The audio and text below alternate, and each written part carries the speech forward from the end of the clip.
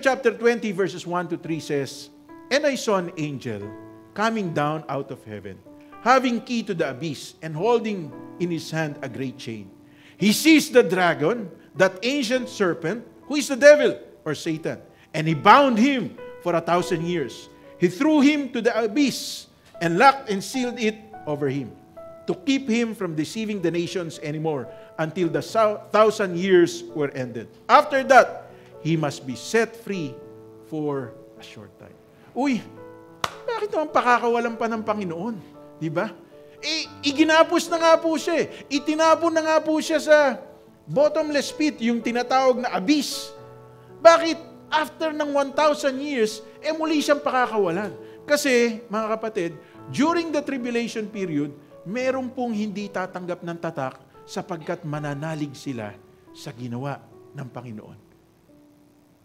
Kaya hindi sila tatanggap ng tatak At maaaring datnan sila ng Panginoon na buhay, and during the 1,000 years, kasama rin silang maghahari ng Panginoon sa buong mundo.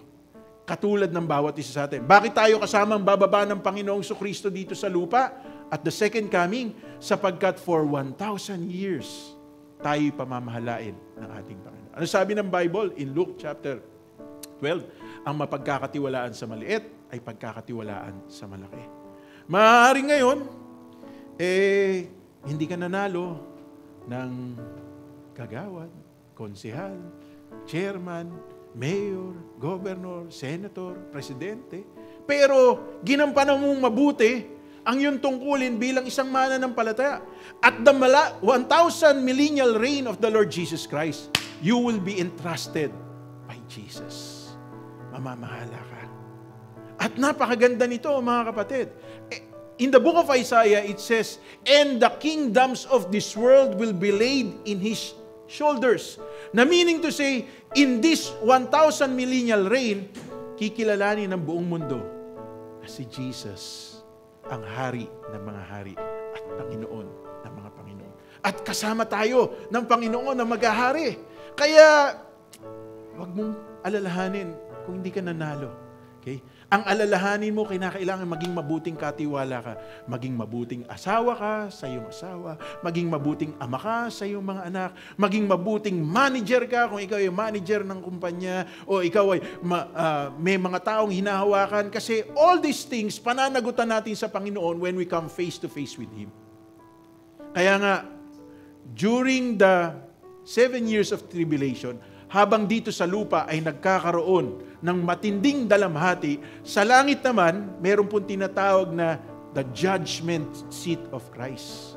Doon sa judgment seat of Christ, binibigyang reward ni Jesus in 1 Corinthians chapter 3, yung mga mananampalataya. Sabi doon, okay, yung ating paglilingkod can be likened into 3 precious stones and into 3 other things, na pag dumaan sa apoy, ay malalaman kung karapat-dapat ba tayo. Okay?